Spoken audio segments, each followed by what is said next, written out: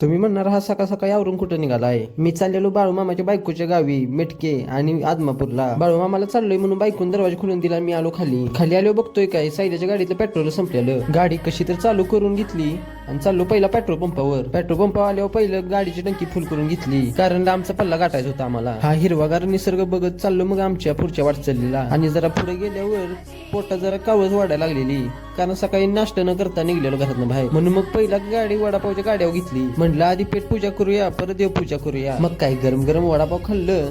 मग चाललो मग पुढे कोल्हापूरच्या जरा पुढे गेल्यावर गाडी बसूनच कंटाळा आला. म्हणलं जरा गाडी साईडला लावून थांबूया. आणि बघता बघता परत पोचलो की मग मेटक्यात पहिला हात पाय तोंड धुवून घेतलं. मी मेटक्यात आलेलो कारण तुम्हाला एक खांब दाखवायचा होता.